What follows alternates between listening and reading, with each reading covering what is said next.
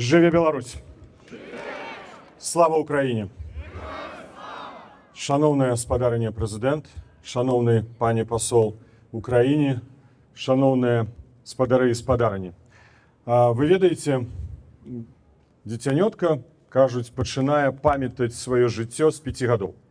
Нам ужо 6, але мы нічога не забыліся.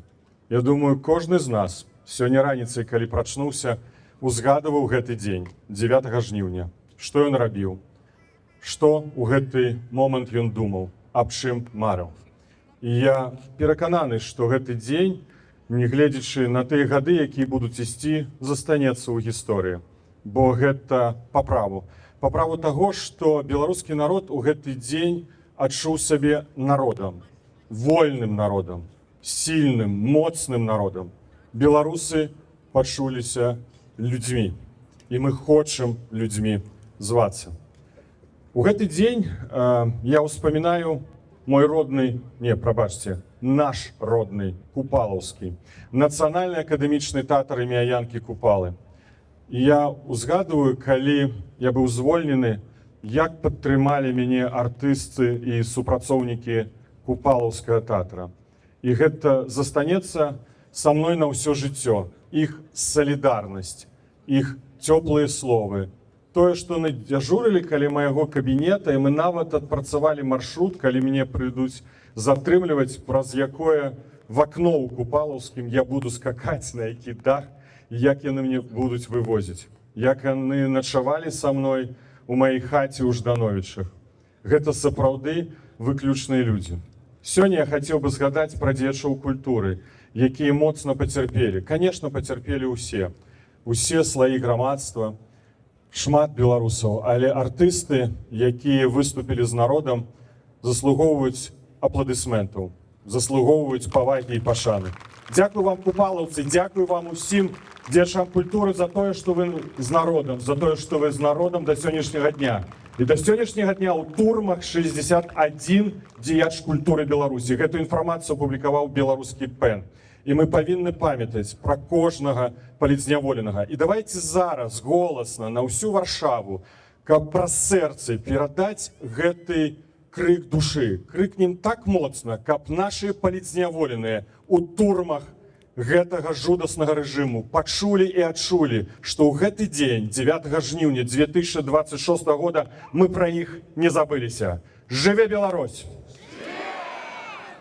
Дзед цягне нас у мінулае. Гэты дзед з вусамі, не ведаюць чаму, ён усё жыццё марыць пра Савецкі Саюз. Ён хоча зацягнуць нашу краіну, родную нашу маці, Беларусь у мінулае, у савецкае мінулае.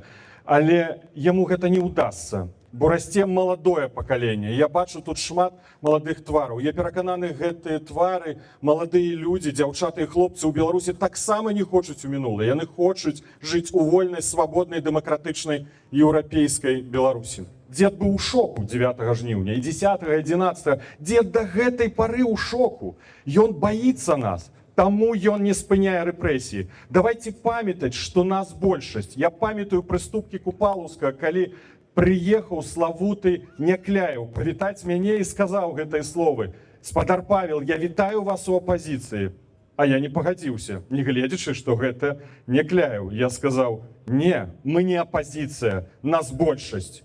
І нас да гэтай пары большасць, хоць мы не можам выйсці на вуліцы, бо мы ў турмах, мы ў вялікай турме Беларусі, але перакананы, у сэрцах нас большасць. Давайте гэта памятаць. А той дзед, які здзяйсняе злачынствы, панясе адказнасць за ўсё, што ён зрабіў супраць беларускага народу. Не было ў гісторыі беларускага народа чалавека, які нарадзіўся на беларускай зямле, якога я не магу назваць беларусам, які зрабіў столькі жудаснага, дрэннага для беларускага народа. І гэта беларускі народ не забудзець. Ён будзе на чорных старонках беларускай гісторыі.